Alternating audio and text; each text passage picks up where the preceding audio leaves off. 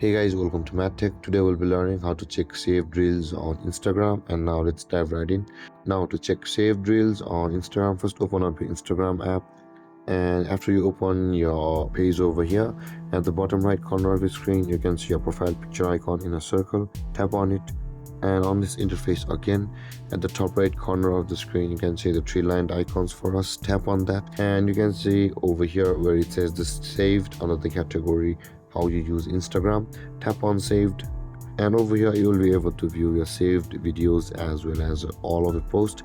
Tap on all posts, and at the top of the screen you can see the post as well as the reels button available for us. And you can see these the reels, and these are the posts as well as the videos and reels.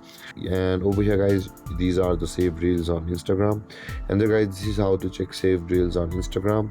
And if you have any confusions or questions regarding the topic, feel free to comment in the comment section below. And don't forget to like, subscribe, and hit that bell icon for more videos. Thank you for watching guys. Peace.